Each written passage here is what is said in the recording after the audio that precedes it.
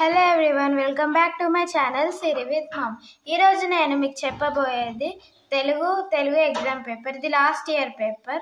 నేను ఇప్పుడు మీకు మోడల్ చూపిస్తాను, చూడండి. Part A. మనకు టోటల్ ఎగ్జామ్ పేపర్ 80 మార్క్స్ ఉంటుంది. టైమ్ 2 hours 45 minutes ఉంటుంది. ఇప్పుడు పార్ట్ ఏలో 60 మార్క్స్ ఉంటుంది. ఇప్పుడు పార్ట్ ఏలో ఆ బిట్ చూద్దాం. పార్ట్ ఏ ఆ బిట్లో ప్యాసేజ్ వస్తుంది. ఈ ప్యాసేజ్లోకి వెళ్ళి మనకు 5 క్వశ్చన్ ఆన్సర్స్ వస్తాయి. మనం ఈ ప్యాసేజ్ చదివి క్వశ్చన్ ఆన్సర్ చేయాలి. ప్యాసేజ్కి 5 మార్క్స్ ఉంటుంది.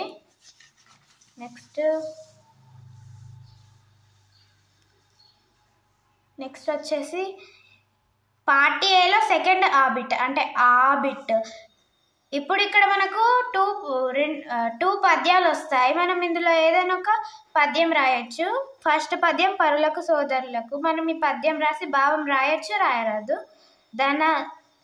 ధనమ దమ్మ చేత ఈ పద్యం కూడా రాయొచ్చు.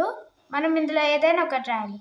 మళ్ళీ పార్ట్ ఏలో ఈ బిట్లో కూడా ప్యాసేజ్ వస్తుంది.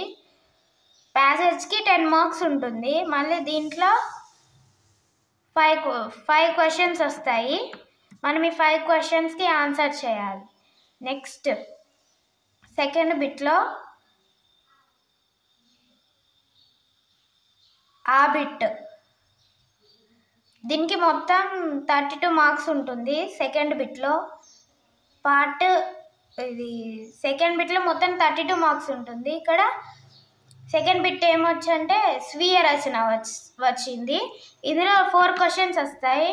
మనము ఈ ఒక్కొక్క క్వశ్చన్కి మినిమం 5 lines ఆన్సర్ ఇవ్వాలి. దీనిలో మనం కంపల్సరీ ఆన్సర్ చేయాలి, ఒక్కటి కూడా లీవ్ చేయొద్దు, అన్నీ రాయాలి. సో ఫస్ట్ క్వశ్చన్ వచ్చేసి ప్రేరణ పాఠ్యభాగ రచయిత గురించి రాయండి. ప్రేరణ ఇది మనకు 6th లెసన్ కవి పరిచయం రాయాలి. 6th లెసన్ పేరు ఏంటిదంటే 6th లెసన్ పేరు వచ్చేసి ప్రేరణ. అందులో ఉన్న మనము పాఠ్యభాగ రచయిత కవి పరిచయం రాయాలి. సెకండ్ క్వశ్చన్ శతక మధురిమ పాఠం ఆధారంగా లోబి లక్షణాలు తెలపండి. ఇది థర్డ్ లెసన్.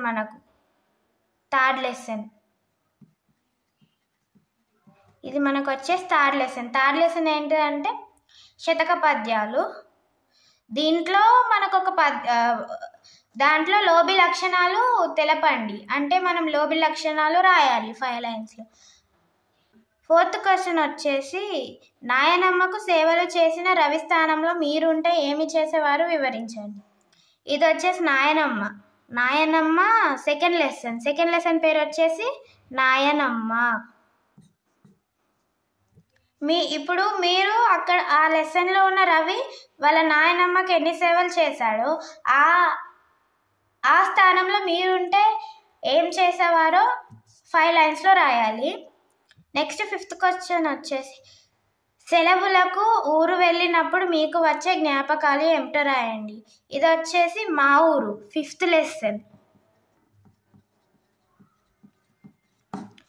లెసన్. అంటే మీ సెలవులకు మీరు ఊరు వెళ్ళినప్పుడు మీ జ్ఞాపకాలు ఏమిటో రాయండి. ఇది కూడా 5 linesలో రాయాలి. నెక్స్ట్ వచ్చేసి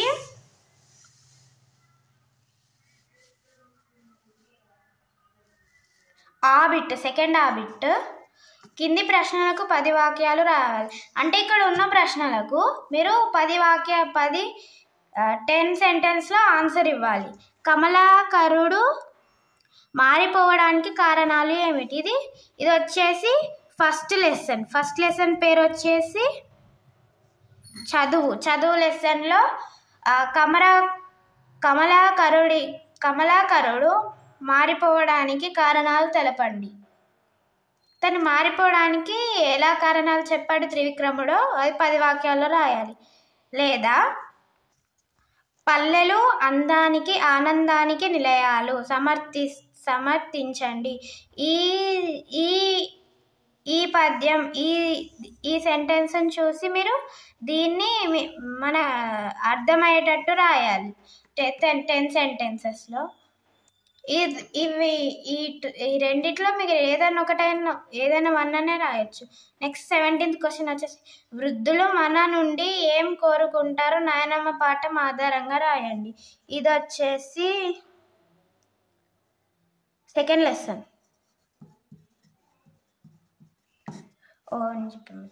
పల్లె అందానికి ఆనందానికి, ఇది వచ్చేసి 5th లెసన్ అనమాట. 5th lesson.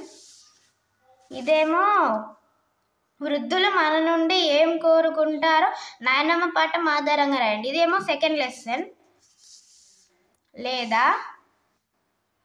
గురువు శిష్యుని ఉన్నతంగా తీర్చిదిద్దగలడు, ప్రేరణ పాఠం ఆధారంగా ప్రేరణ. ఈ లెసన్ పేరు వచ్చేసి 6th లెసన్. 6th లెసన్ పేరు వచ్చేసి ప్రేరణ. ఇది ప్రేరణ పాఠం ఆధారంగా రండి. ఈ రెండు ప్రశ్నలలో మీరు ఏదైనా ఒకటి రాయొచ్చు. నెక్స్ట్ థర్డ్ బిట్ వచ్చేసి 8 మార్క్స్ సృజనాత్మక కథ. 8 మార్క్స్లో ఉంటుంది బిట్. కింది వాటిలో ఏదైనా ఒక ప్రశ్నకు జవాబు రాయండి. ఇందులో ఏదైనా ఒక ప్రశ్నకే జవాబు రాయాలి. మనం ఫస్ట్ క్వశ్చన్ చెరువు ఆత్మకథ రాయండి. ఇప్పుడు మనకు చెరువు ఆత్మకథ అంటే మనకు చెరువు ఎలా ఉపయోగపడుతుందో, చెరువు వల్ల మనకు ఎన్ని లాభాలు ఉన్నాయో దాని ఆత్మకథ రాయాలి. పల్లె గురించి వర్ణిస్తూ వ్యాసం అంటే ఎస్సే రైటింగ్. ఇంగ్లీష్లో ఎస్సే రైటింగ్ రాయాలి పల్లె గురించి, పల్లె అందాలు. ఇది 5th లెసన్లో ఉంటుంది. దీని గురించి మనం వ్యాసం అంటే ఎస్సే రైటింగ్ రాయాలి. కింది కవితను పొడిగిస్తూ రాయండి. ఇప్పుడు ఇక్కడ మనకు ఒక కింద కవిత ఇచ్చారు, ఇక్కడ 2 లైన్స్ ఇస్తారు, మిగతాది మనం రాయాలి. జన్మనిచ్చిన తల్లికి వందనం, మంచి దారిని చూపిన తండ్రికి వందనం. అంటే ఇక్కడ మనకు 2 లైన్స్ ఇచ్చారు, మనం ఇంకా మిగతా లైన్స్లో రాయాలి కవిత. ఇక్కడ మనం మిగతా లైన్స్లో రాయాలి కవిత. ఇప్పుడు ఈ 3 క్వశ్చన్స్లలో మనం ఏ క్వశ్చన్ అయినా రాయొచ్చు. ఇప్పుడు సపోజ్ మీరు చెరువు ఆత్మకథ రాయాలనుకుంటే అది కూడా ఒకటైనా రాయొచ్చు. ఒక్క క్వశ్చన్కి ఇక్కడ 8 మార్క్స్ ఉంటుంది. సో ఇదైతే పేపర్ అన్నమాట. ఇది తెలుగు పేపర్ లాస్ట్ ఇయర్. దీనికి total 80 marks. Okay, thank you.